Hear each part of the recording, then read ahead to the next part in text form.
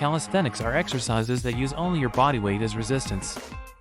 The goal of calisthenics, like any other resistance training, is to enhance muscle growth and strength. Calisthenics, derived from the Greek words kalo, which means beauty, and sthenos, which means strength.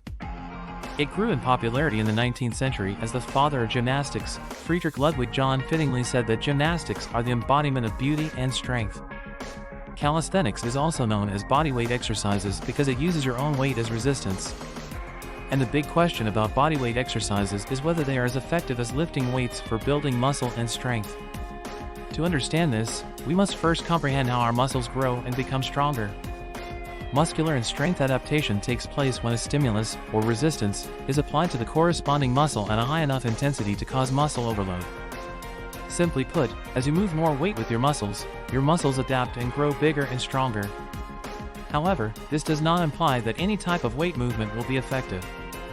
Jogging, for example, will not promote much skeletal muscle growth, evening in legs, despite being very taxing on the heart muscles and promoting cardiac muscle growth.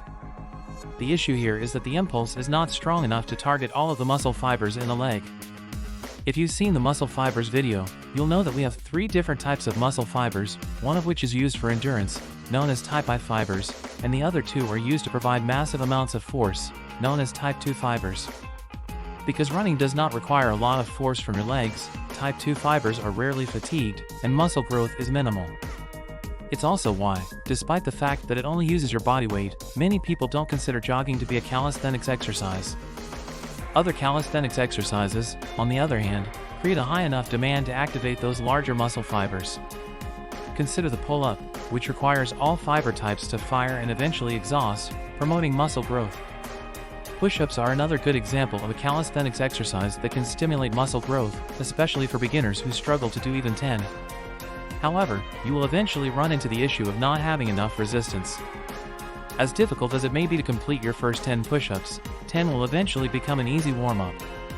When you can easily do 20, 25, or 30 push-ups, you run into the same problem that we saw with running.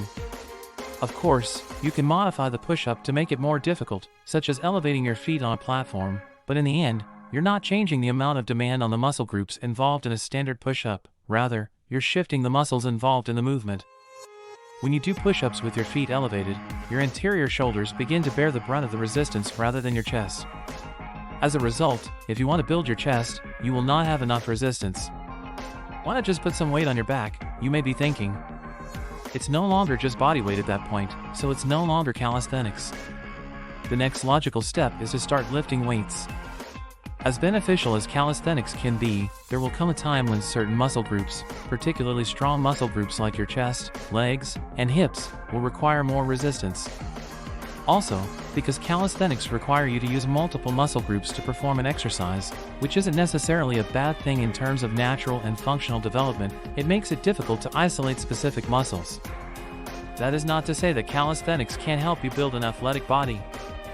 After all, there are guys who look like this by doing only bodyweight exercises, but when compared to this, there is a clear difference in muscle growth between the 2 regimens. Even Olympic gymnasts must use weights to reach their full potential.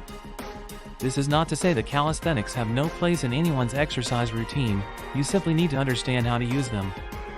The best part about calisthenics is that it is completely free. All you need is a park with bars and the ground you walk on. The only time you'll have to spend money is when you buy suspension systems or gymnastic rings. Bodyweight exercises provide all of the necessary compound movements found in a beginner program and do not require you to motivate yourself to go to the gym. So, if you like the results of calisthenics, keep doing them. If you feel like you're reaching a plateau, it's time to start lifting weights. Thanks for watching. Don't forget to like and subscribe.